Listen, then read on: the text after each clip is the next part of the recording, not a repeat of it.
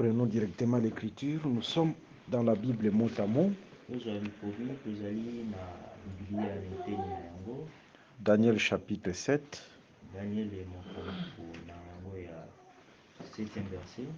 Nous allons toucher la...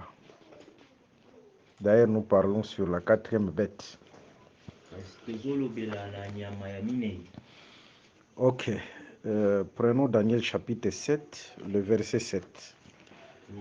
Daniel chapitre 7, Le verset 7. Nous lisons au nom du Seigneur Jésus-Christ. Amen. Après cela, je regardais pendant mes visions nocturnes, et voici, il y avait un 4e animal, terrible, épouvantable et extraordinairement fort. Il avait de grandes dents de fer, il mangeait, brisait, et il foulait aux pieds ce qui restait. Il était différent de tous les animaux précédents, et il avait 10 cornes. Ok. Cet animal qui a 10 cornes, c'est Apocalypse chapitre 13. Nyama oyo azali na maseke zomi ezali Apocalypse zomi na minei na misato. Et la 4e bête, c'est la Rome païenne. Pe nyama ya minei ezali loma ya bapagano. Raison pour laquelle nous avons commencé à exploiter Apocalypse chapitre 13.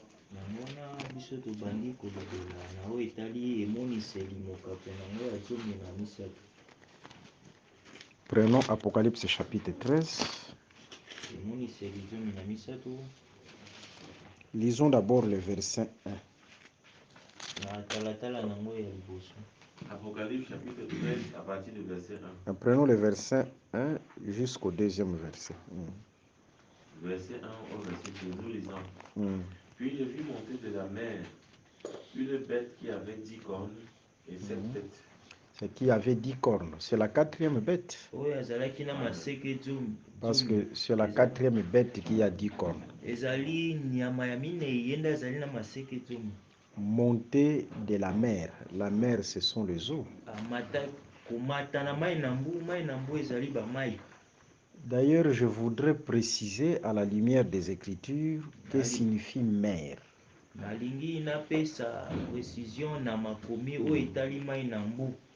La signification de la mer, selon les Écritures. Rentrons d'abord dans Genèse chapitre 1. Prenons Genèse chapitre 1, précisément le 3e jour. Genèse chapitre 1. Nous prenons le verset 9 jusqu'au 11e verset. Genèse chapitre 1 du verset 9 au verset 11. Nous lisons au nom du Seigneur Jésus-Christ. Dieu dit que les eaux qui sont au-dessous du ciel se rassemblent en un seul lieu et que le sec paraisse. Et cela fut ainsi. Dieu appela le sec terre et il appela l'amas des eaux mer. Il appela l'amas des eaux mer.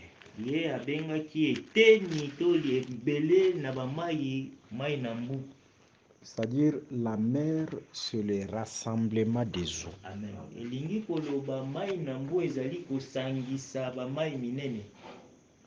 J'insiste, je répète, la mer, c'est lorsque les eaux se rassemblent.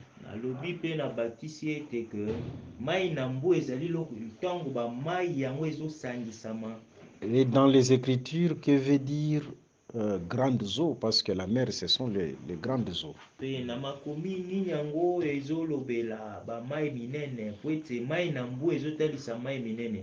Prends Apocalypse 17, le verset 15. Apocalypse chapitre 17, verset 15. 13. 15. Nous lisons au nom du Seigneur. Et il me dit, les eaux que tu as vues, sur lesquelles la prostituée est assise, ce sont des peuples, des foules, des nations et des langues. Ça, les eaux, ce sont les nations. Et les rassemblements des nations, c'est ce qu'on appelle la mer.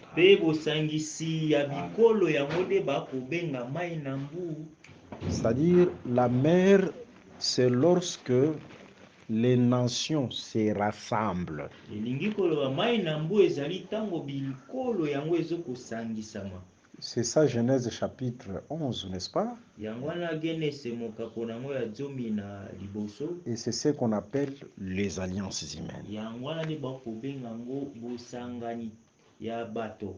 Alors, il y a une bête qui sort de la mer. Ezali na nyama ya kanza moko azobima na mai na mbu. En d'autres termes, il faut d'abord que les nations se rassemblent. Na elobeli mususu esengeli bikolo esangana.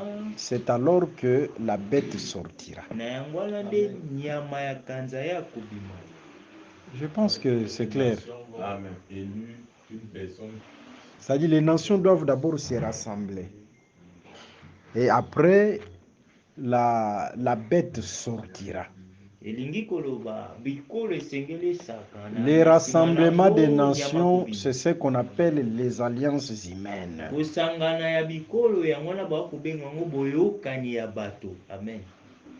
Sur le plan politique, c'est ce qu'on appelle les Nations Unies.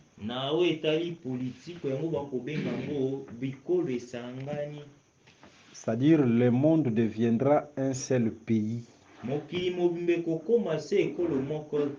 C'est ce qu'on appelle la mondialisation, non? Ou l'unification. Sur le plan politique et sur le plan prophétique, parce que la prophétie marche. Lorsque les nations, toutes les nations deviendront un seul pays. Comme dans Genèse chapitre 11,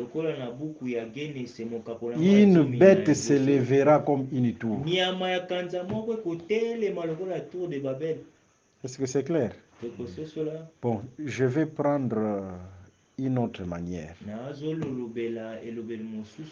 Je prends une autre manière de parler. Vous savez, dans Matthieu chapitre 13, là, il y a la parabole du blé et des livrets. On peut lire Matthieu chapitre 13.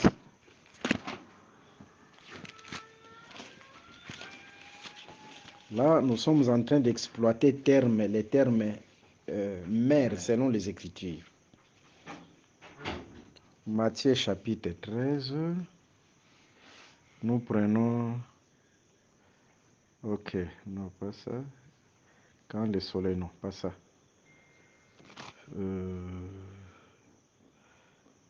Il leur proposa une autre parole. Le royaume des cieux semblable à un homme qui a semé une bonne semence dans son champ.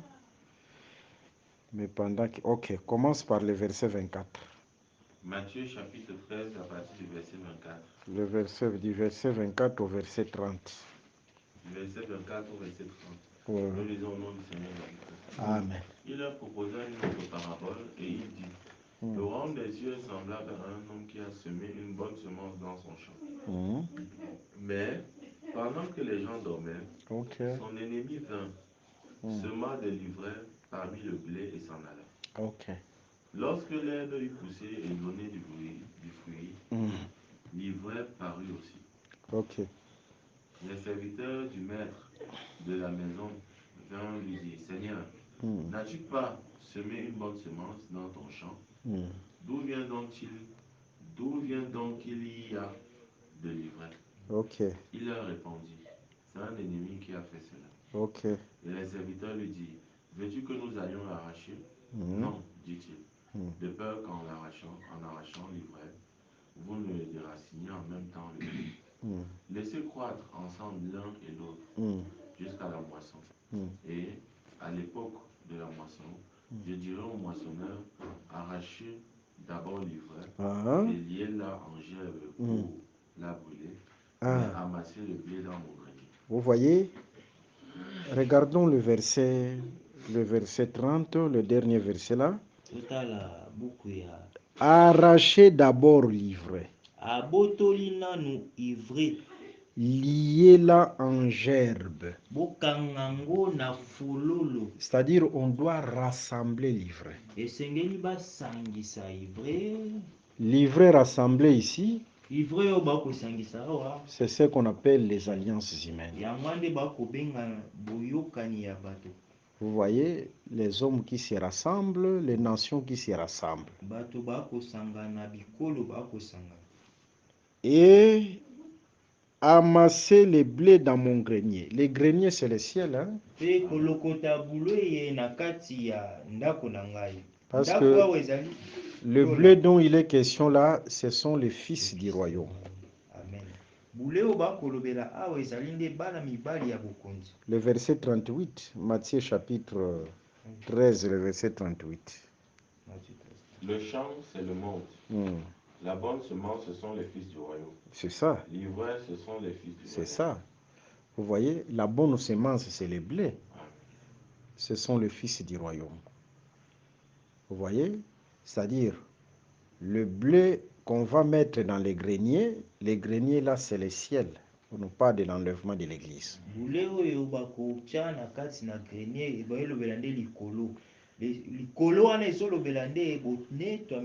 Les grands signes précurseurs de l'enlèvement de l'église, ce sont les alliances humaines.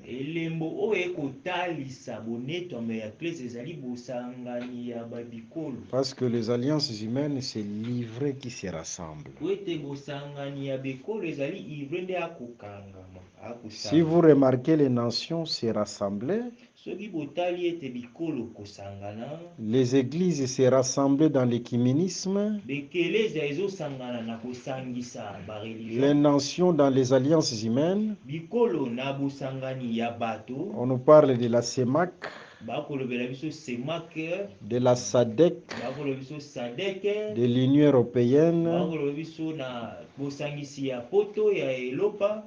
de l'Union africaine, des Nations unies. C'est l'ivraie qui se rassemble. Toutes ces alliances, un signe, un grand signe précurseur de l'enlèvement de l'Église.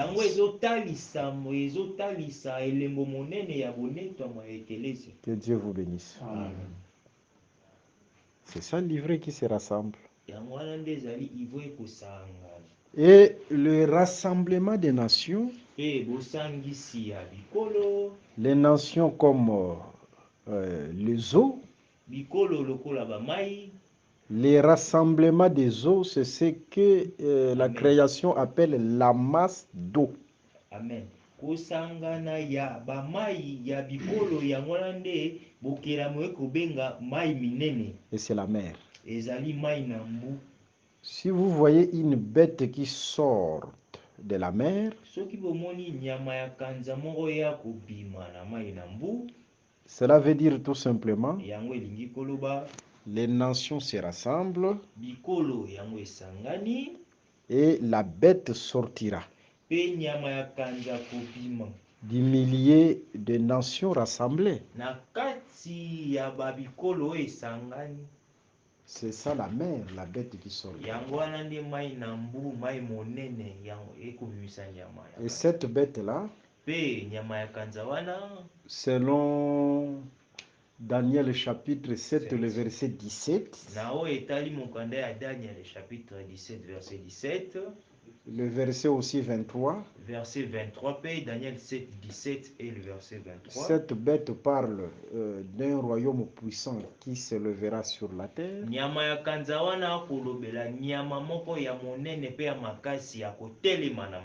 Et aussi un roi puissant qui se lèvera sur la terre. Que Dieu vous bénisse. Amen.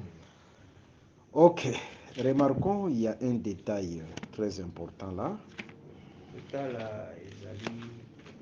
Dans Apocalypse chapitre 13, Apocalypse chapitre 13 ajoute les têtes à la bête, c'est-à-dire 7 têtes à la bête.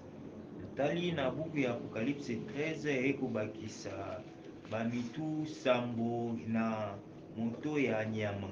c'est-à-dire en dehors des cornes, la bête a aussi des têtes. Hein? À 7 têtes.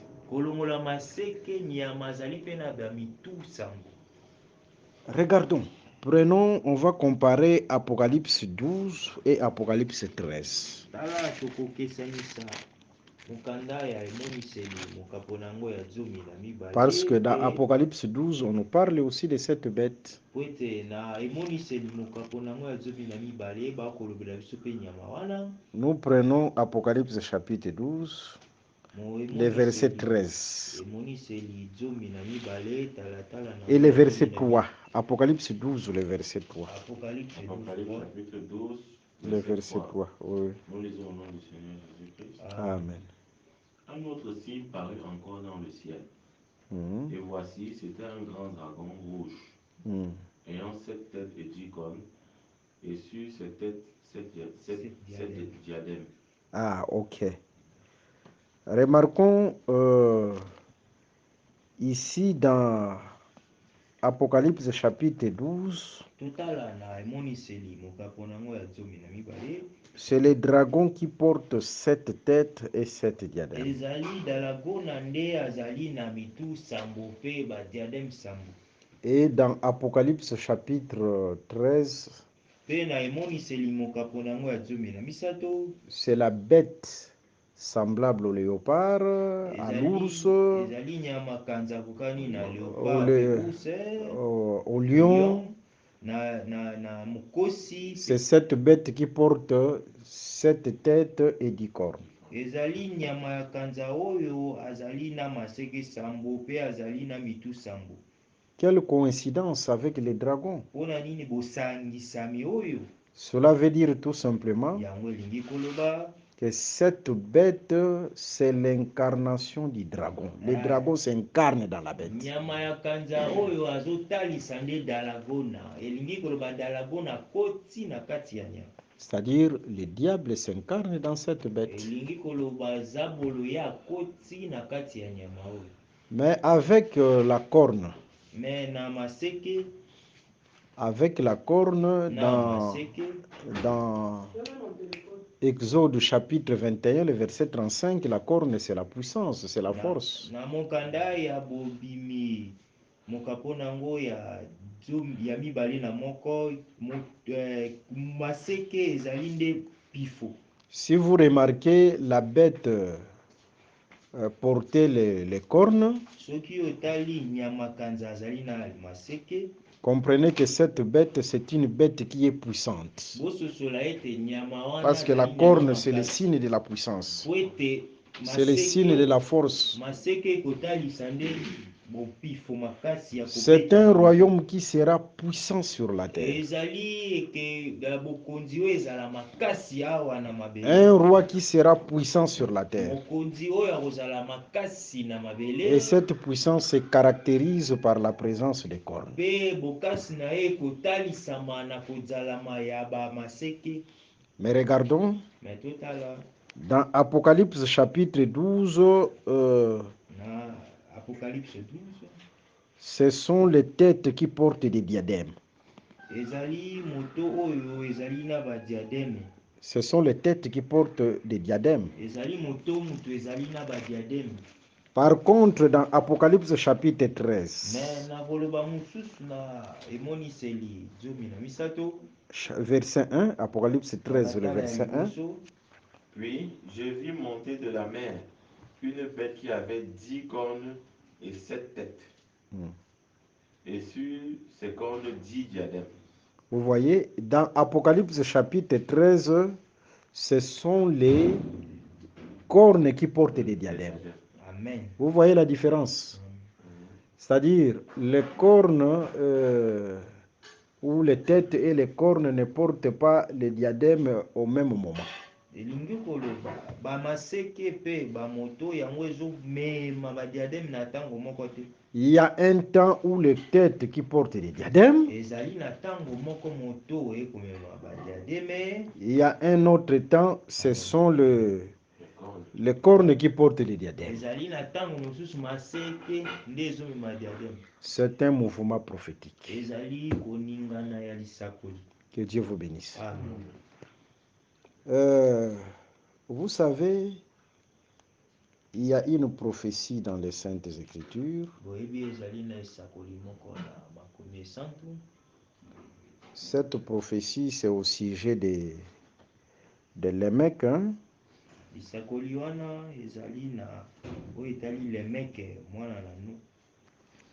Lémec. Prenons Genèse chapitre 4. Amen. Genèse chapitre 4. Genèse 4, on prend le verset,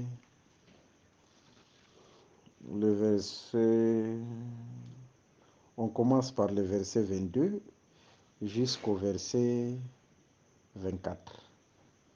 Genèse chapitre 4, du verset 22 bon, au verset... On peut commencer même par le verset 17 jusqu'au verset 24. C'est mieux. Genèse chapitre 4, à partir du verset 17 jusqu'au verset 24. Caïn connut sa femme, elle conçut et enfanta Enoch. Il bâtit ensuite une ville, et il donna à cette ville le nom de son fils Enoch. Enoch engendra Irad. Irad engendra Mehujaël. Mehujaël engendra Métushaël. Et Métushaël engendra Lémec. Lémec prit 2 femmes. Le nom de l'une était Ada, le nom de l'autre Tsila. Ada enfanta Jabal. Il fut le père de ceux qui habitent sous les tentes et près des troupeaux. Le nom de son frère était Jubal. Il fut le père de tous ceux qui jouent de la harpe et du chalumeau. Tu lis rapidement, lentement. Ok. Ada enfanta Jabal. Il fut le père de ceux qui habitent sous des tentes et près des troupeaux. Le nom de son frère était Jubal. Il fut le père de tous ceux qui jouent de la harpe et du chalumeau. Sila, de son côté, enfanta Tubal-Caïn, qui forgeait tous les instruments d'airain et de fer. La sœur de Tubal-Caïn était Naama. Lémec dit à ses femmes, Ada et Sila, écoutez ma voix, femme de Lémec, écoutez ma parole.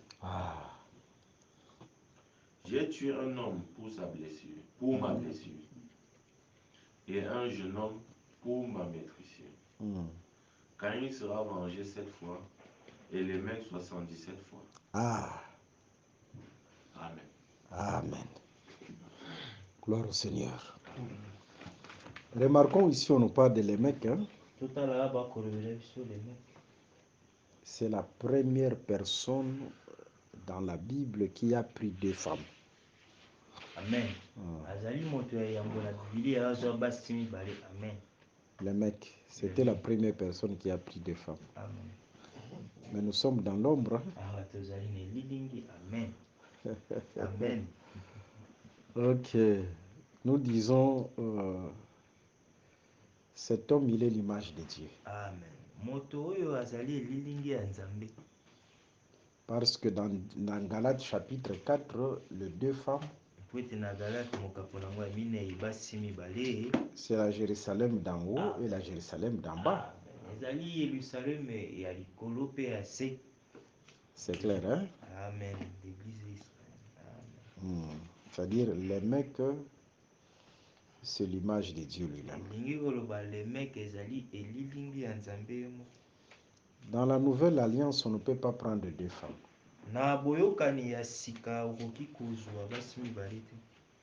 Parce qu'au sujet du mariage,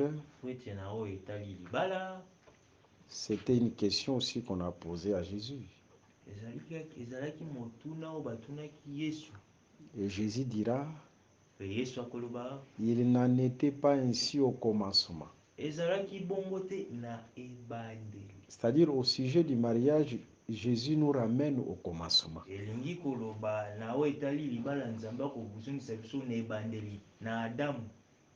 Au commencement, il y avait une femme, un homme.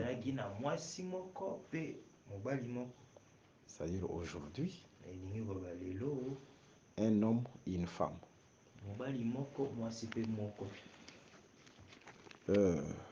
C'est ça au juste. yango wana. Mais Enoch ici, avec 2 femmes, c'était l'image de Dieu. Les mecs Les mecs, pardon. les mecs awa na basi mibale ezalaki elilingi ya Nzambe. C'était l'image de Dieu. ezalaki elilingi ya Nzambe Qui devait prendre 2 femmes. oyo esengelaki azwa basi La mibale. Jérusalem d'en haut et la Jérusalem d'en bas. ezali Yerusalemu ya likolo pe ya se. Regardons l'écriture. totala likomi. Le mec prit 2 femmes. Les noms de l'une était Ada et le nom de l'autre Shila. Ada enfantin Jabal. Il fit les pères de ceux qui habitent sous des tentes et près des troupeaux. Le mec ye azwaki mwasi basi mibale. Moko kombo ya Adamu mosusu abale. Ye azalaki tata ya baoyo bazalaki pembeni ya banyama. Jabal, c'est le père de ceux qui habitent sous des tentes et près des troupeaux. Jabal ye azali tata na baoyo bavandaka pembeni ya bandako pe pembeni ya banyama. C'est-à-dire, pour habiter près des troupeaux, il faut d'abord demeurer dans une tente. Elingi koloba po ete yo vanda pembeni ya banyama esengeli yo zalaka ovandaka pembeni ya bandako. Lui, il était berger. Hein? Ye azalaki mobateli bampate. Il habitait dans une tente Ye abandaki kovanda na ndako moko. pour être près des troupeaux. Po ete azala pembeni ya banyama. C'est clair, hein? Amen. Les troupeaux, ce sont les hommes. Amen. Banyama ezali nde bato.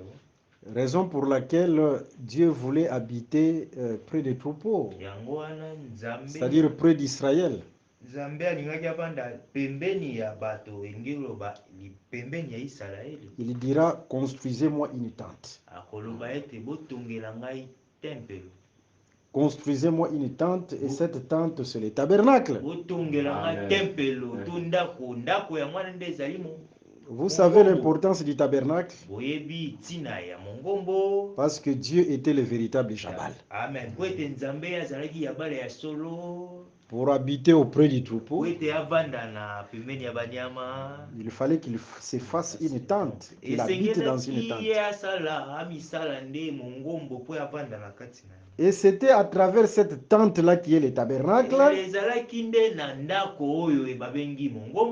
Dieu a habité auprès des troupeaux, c'est-à-dire au milieu d'Israël.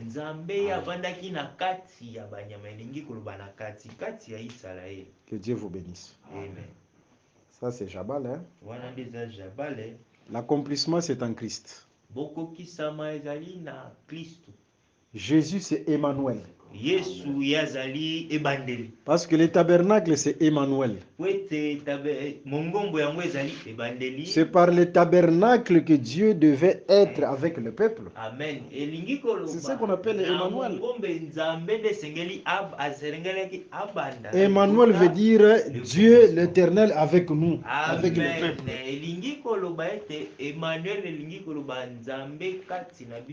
Mais Dieu devait habiter avec le peuple à travers une tente.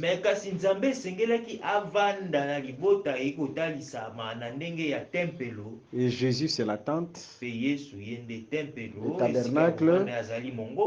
Dieu habita dans ses corps, dans toute sa plénitude, pour vivre avec les hommes. C'est ça Jabal. Que Dieu vous bénisse. Amen. En dehors de Jabal, Ada enfanta Jabal. Oui, que le nom de son frère était Jubal.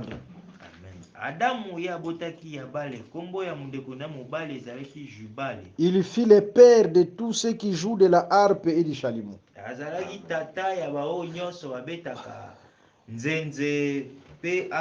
Nous avons parlé de la harpe et du chalumeau. Hein?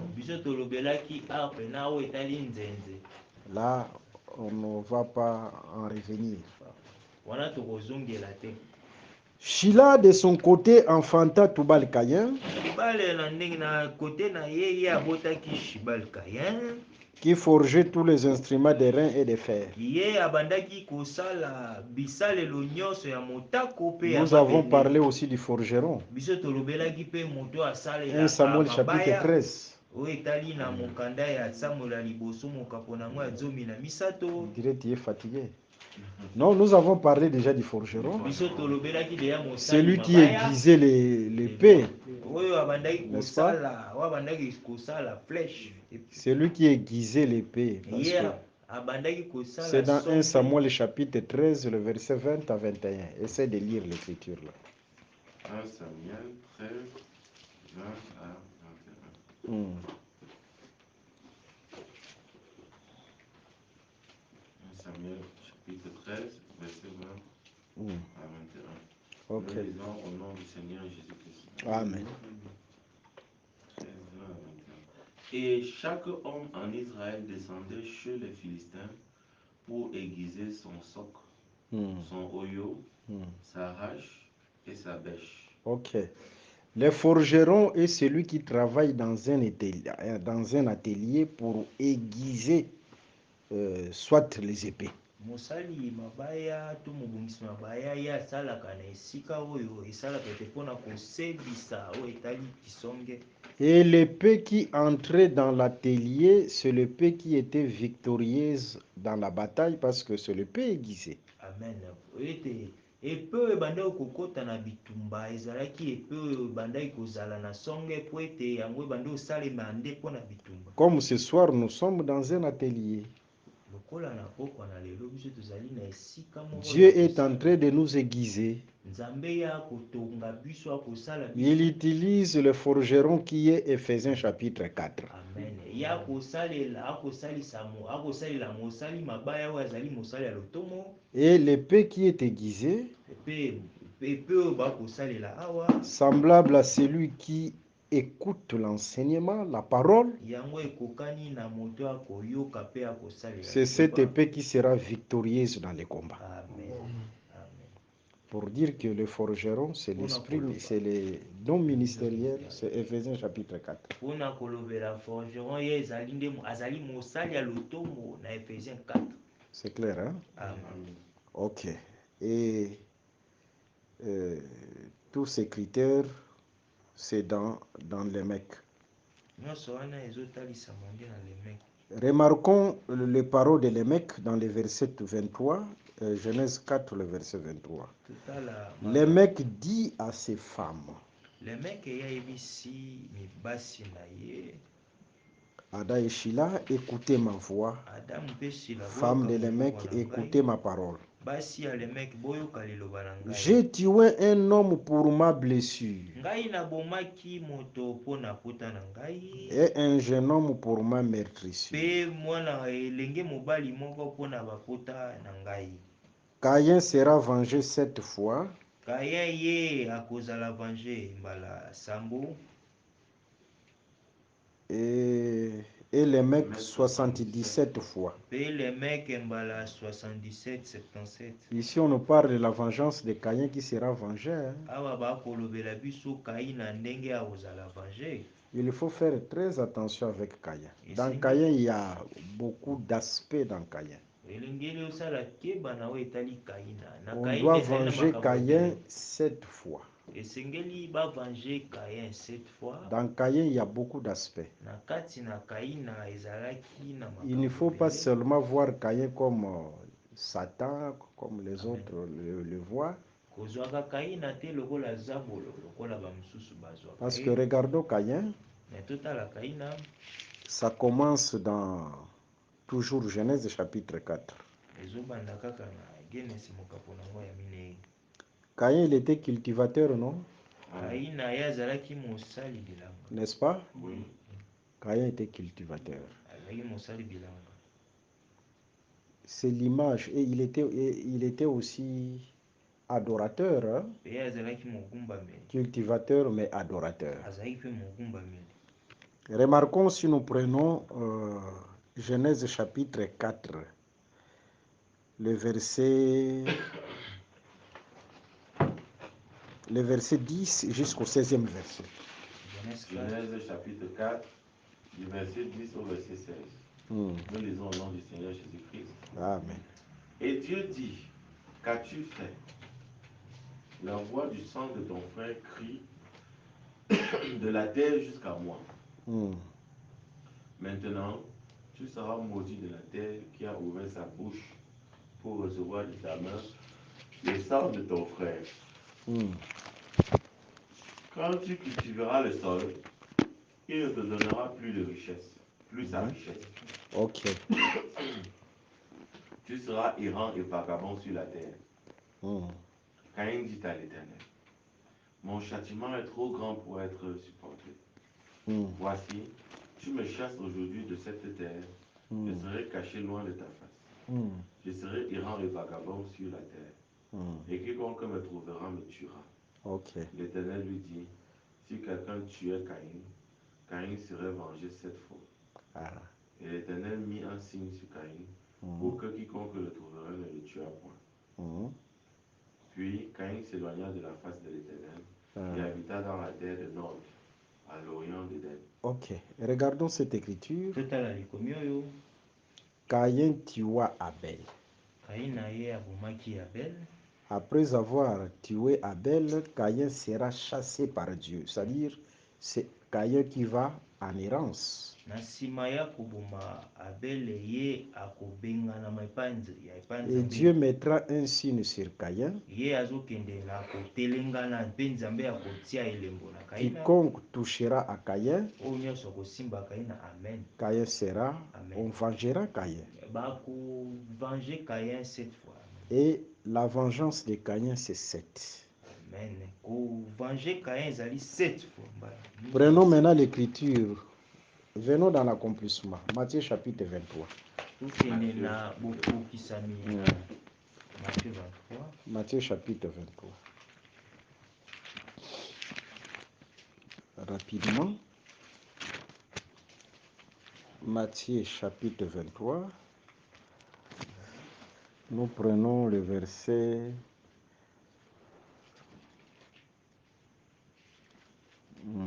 Ok, je suis déjà là.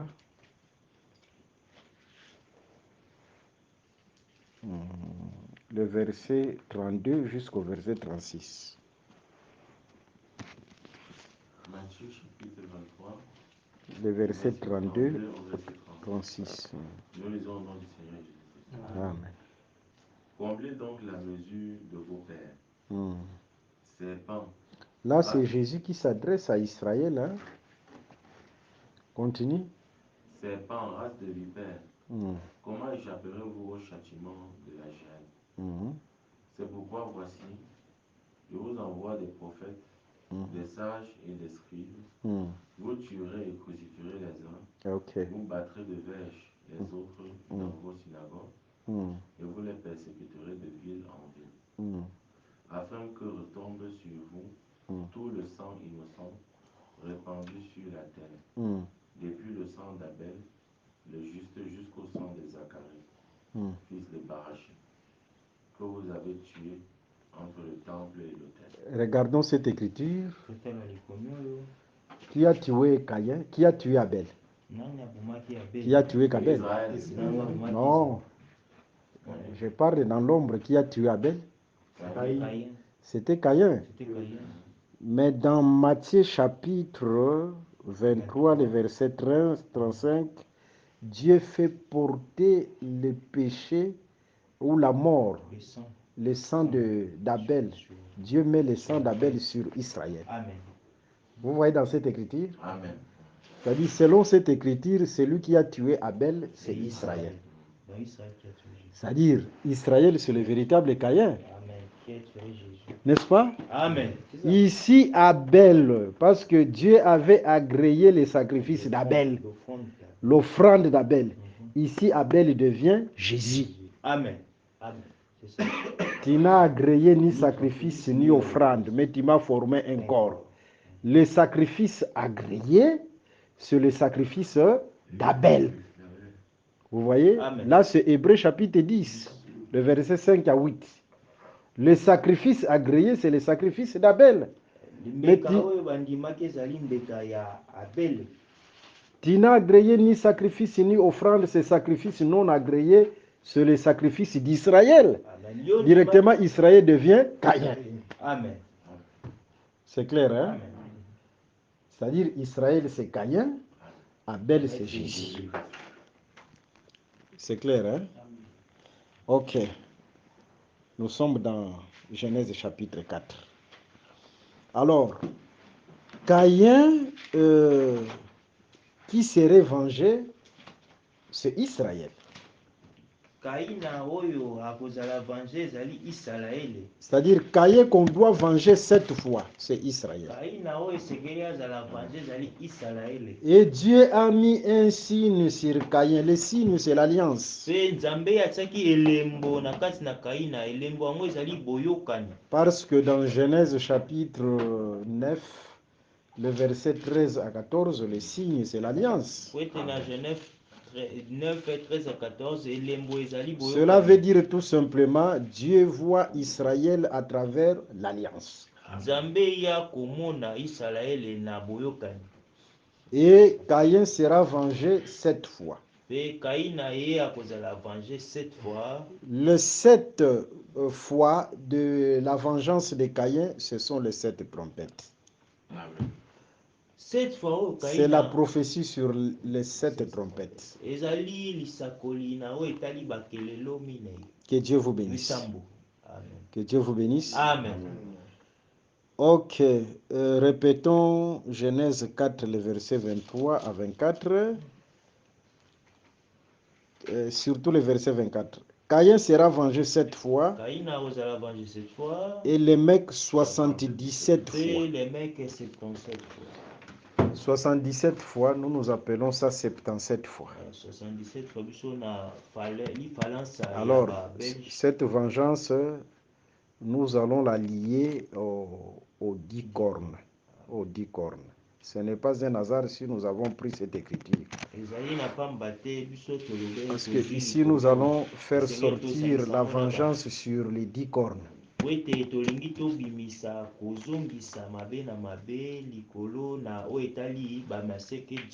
Retenons seulement les chiffres 77 fois.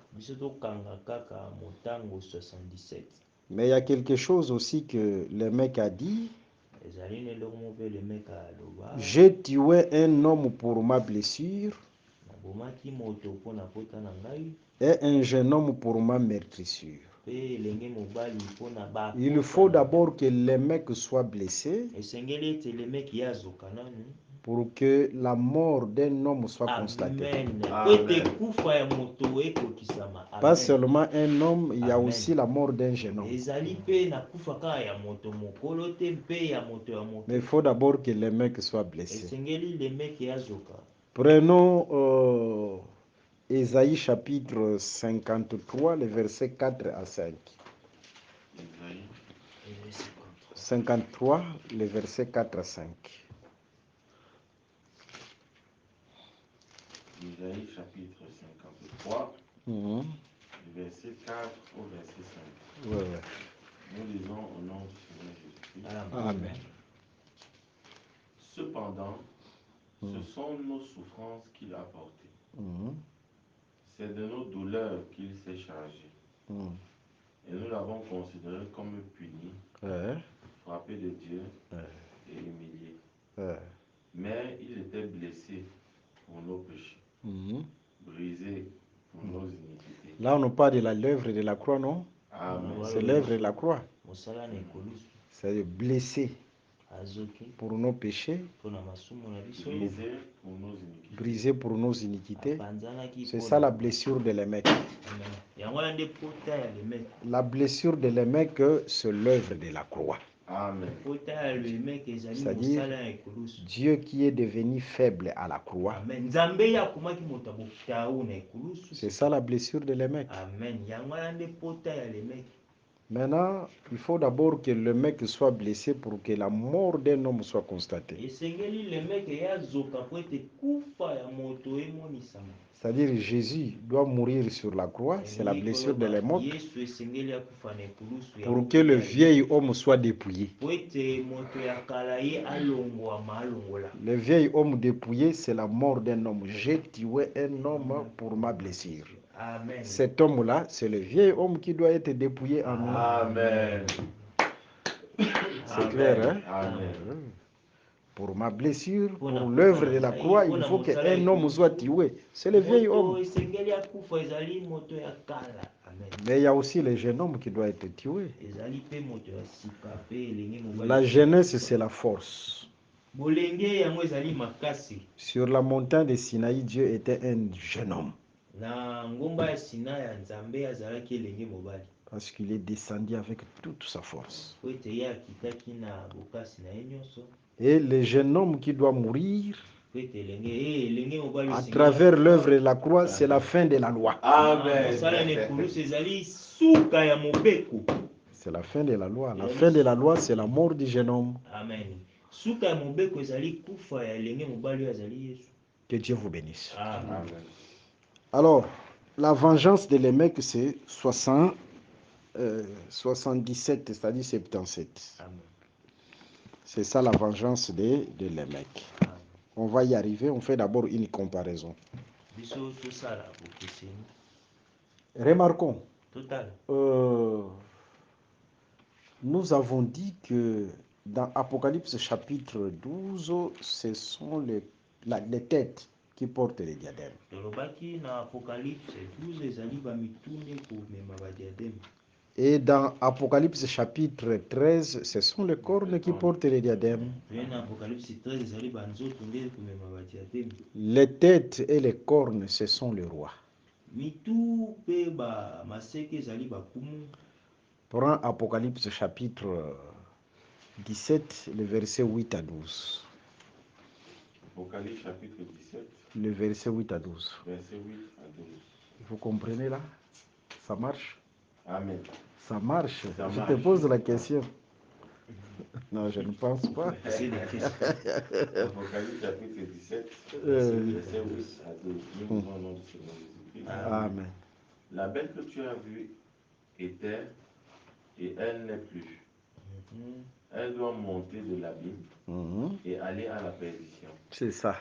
Et les habitants de la terre, Mhm. ceux dont le nom n'a pas été écrit dès la fondation du monde, Mhm. dans le livre de vie, Mhm. s'étonneront en voyant la bête, parce qu'elle était et qu'elle n'est plus, et qu'elle reparaîtra. Ok.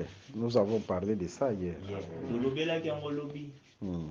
C'est ici l'intelligence qui a de la sagesse.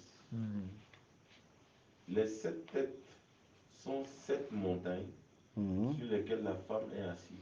Ah, c'est-à-dire les 7 têtes de la bête sont d'abord 7 montagnes sur la femme, sur lesquelles la femme est assise. C'est comme la ville de Yaoundé, c'est bâti ici. Il y a 7 collines. Hein? Attention, hein, que ça ne soit pas cette ville-là. Mais Rome aussi, à Rome aussi, il y a 7 collines. À Rome. Ce sont aussi 7 rois. Vous voyez, c'est-à-dire ces montagnes, ce sont aussi les rois. C'est-à-dire dans la Bible, les montagnes parlent des rois. Pas seulement des rois, mais les montagnes parlent aussi des royaumes.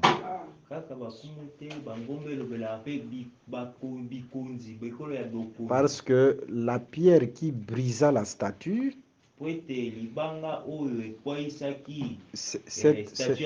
cette pierre est devenue une montagne. Une montagne qui a rempli la terre. Alors que cette montagne, c'est le royaume du Christ. Pour dire, dans les Écritures, les montagnes, ce sont les rois, mais ce sont aussi les royaumes. Continue la lecture.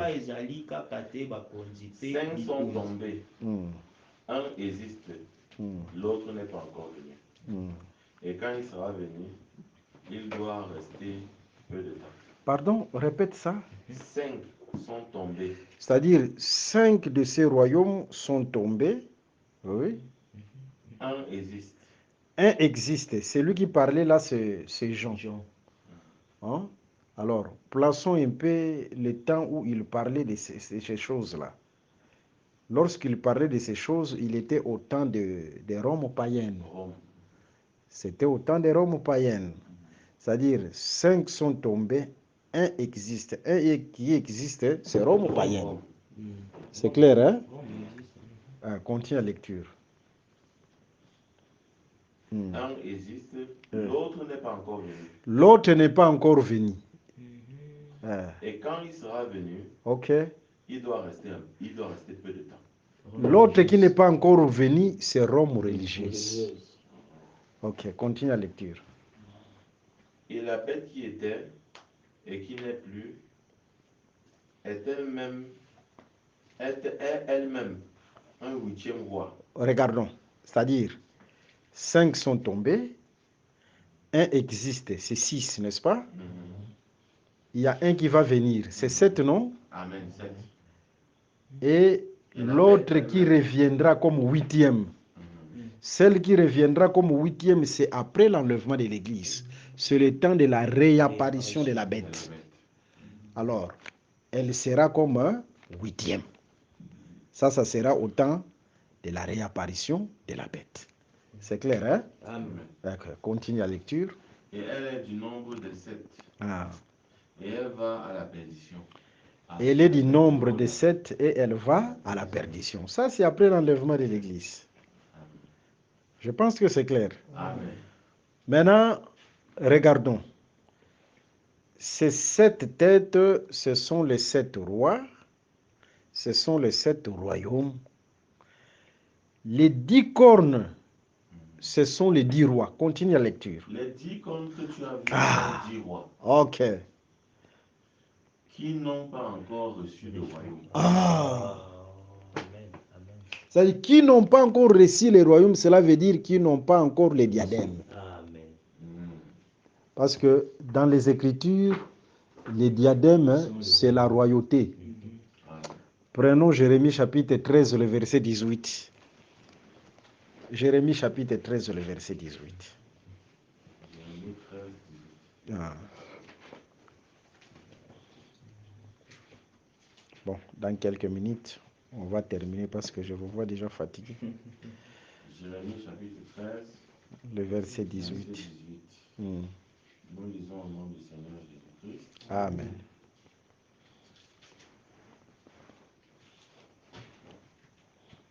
Il est écrit, Jérémie 13, 18. Dis au roi et à la reine, asseyez-vous à terre, car il est tombé de vos têtes le diadème qui vous servait dans les mains. Vous voyez? C'est-à-dire, lorsque le roi porte les diadèmes, ou la reine porte les diadèmes, c'est le pouvoir. Mais si les diadèmes tombent, le roi perd le pouvoir. Alors, c'est pourquoi lorsque vous remarquez dans Apocalypse chapitre 12, ce sont les têtes qui portent les diadèmes. Par contre, dans Apocalypse chapitre 13, ce sont les cornes qui portent les diadèmes. Cela veut dire tout simplement tous ces rois-là, c'est-à-dire les rois têtes et les rois cornes, ne régneront pas au même moment. Amen. Ils ne régneront pas au même moment. Il y aura un temps où les rois têtes porteront les diadèmes. Un autre temps, les rois cornes porteront les diadèmes. Deux temps différents. Vous voyez? Alors, continue la lecture, qu'on termine avec la lecture. Les 10 cornes que tu as vues sont 10 rois qui n'ont pas encore reçu le royaume. C'est-à-dire, là, ils ne règnent pas encore, parce que ce sont les têtes qui portent les diadèmes. Ils n'ont pas encore de diadème. Ils n'ont pas encore les diadèmes. Mais qui reçoivent autorité comme roi pendant 1 heure avec le Seigneur. Ah, ils régneront pendant 1 heure. Mais avec qui? Avec la bête. Hein? 1 heure là avec la bête dans le calendrier prophétique des 70 semaines, c'est 1 semaine. Amen. Parce que dans la Bible, on nous parle du silence de demi-heure. Hein? Silence de demi-heure, c'est la moitié de la semaine.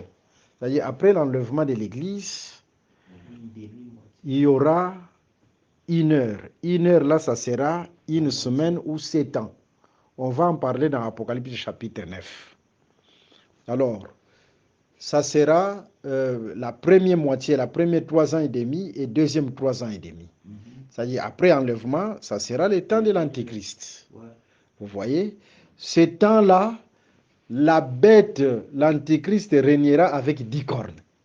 Amen. C'est ça, 1 heure. Hein? Ils auront le pouvoir avec la bête pendant 1 heure.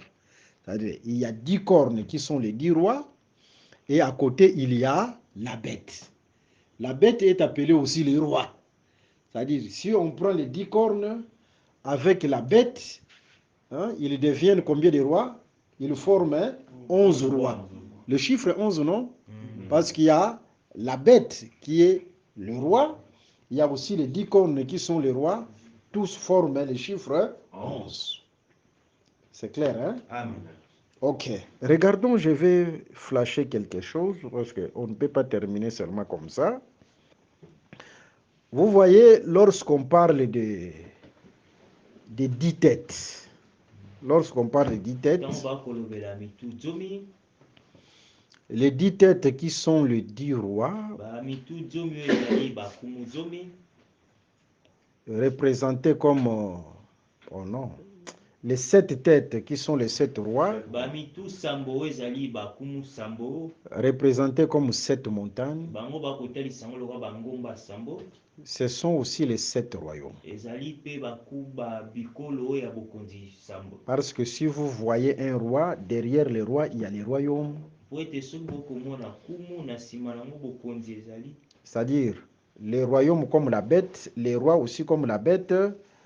Les rois, c'est l'image de la bête. C'est-à-dire, si vous voyez les rois, vous voyez directement les royaumes.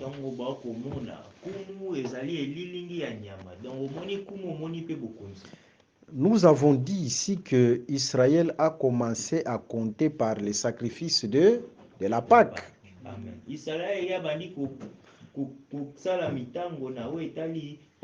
Alors, nous devons commencer à compter les nations qui ont dominé Israël à partir de ces sacrifices-là.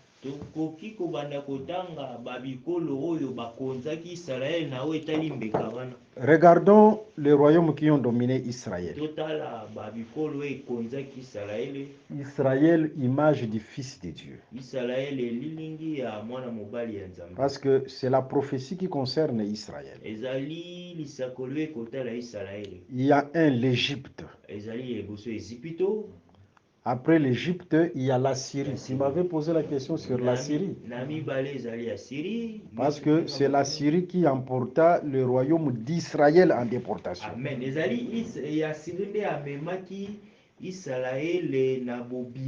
Et c'est la Babylonie qui emporta le royaume de Juda en déportation.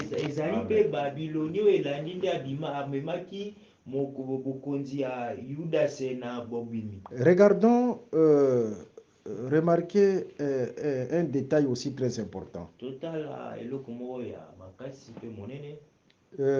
C'était David qui avait dit ça. Devant Saoul, hein?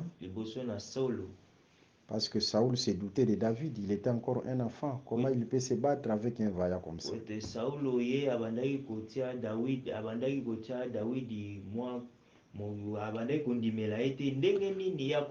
Mais regardons le CV de David. David va présenter son CV devant Saoul.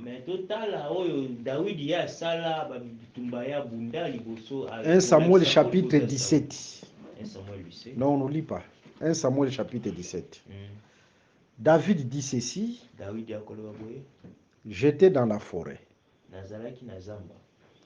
Mais lorsque une bête féroce s'est présentée devant ma brebis,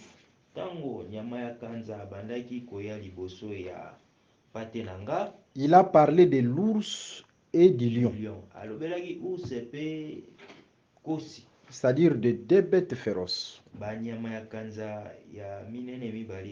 Moi, David, je courais. Premièrement, il menaçait la bête féroce. Et si la bête féroce résiste, il la tue.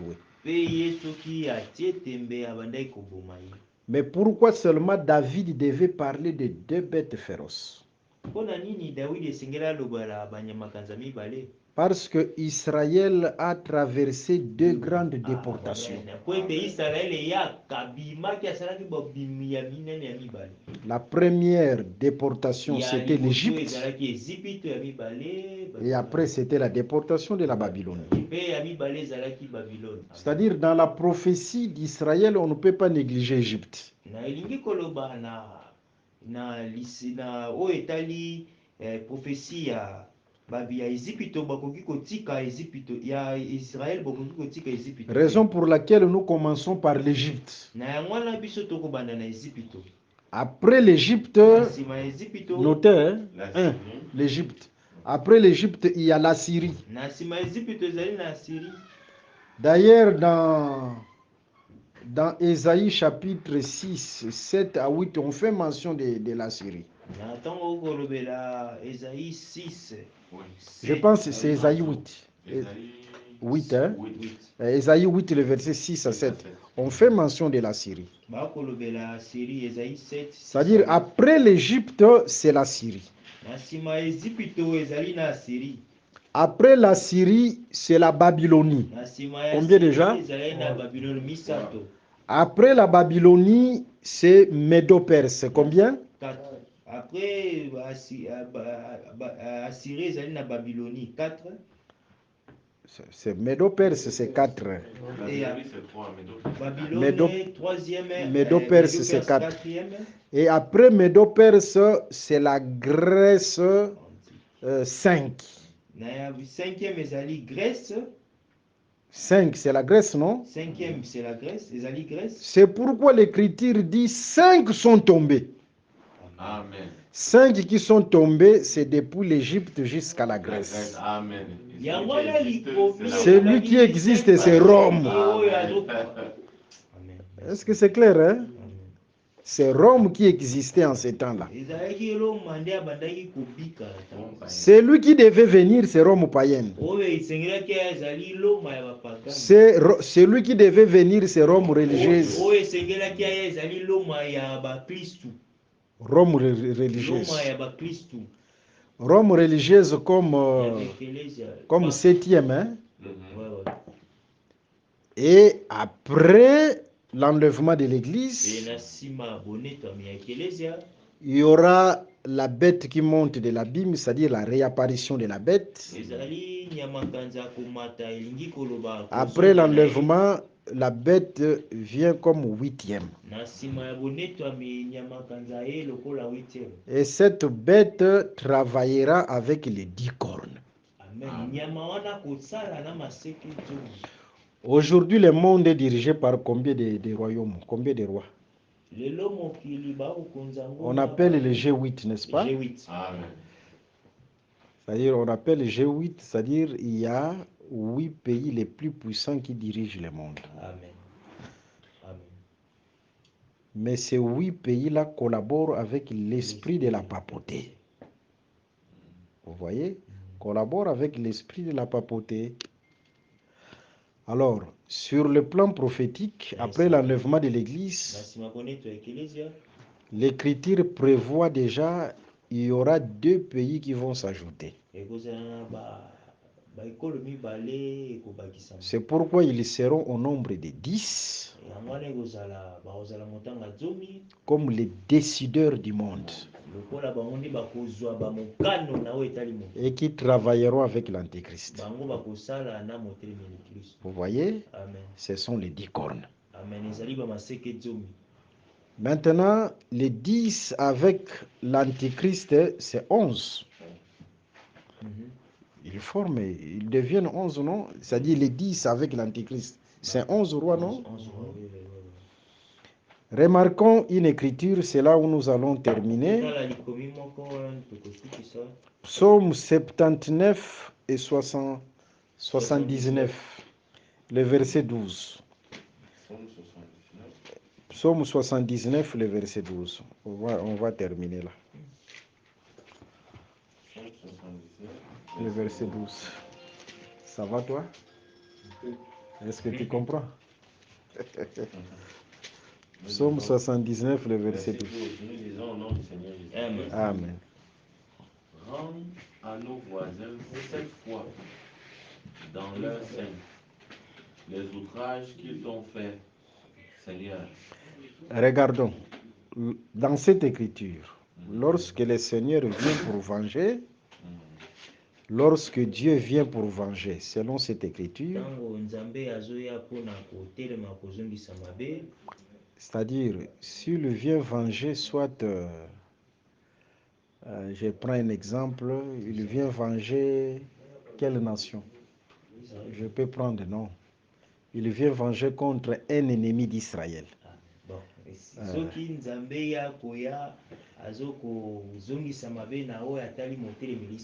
Par exemple, il vient venger contre Goliath. Pour Dieu, cette vengeance veut dire 7.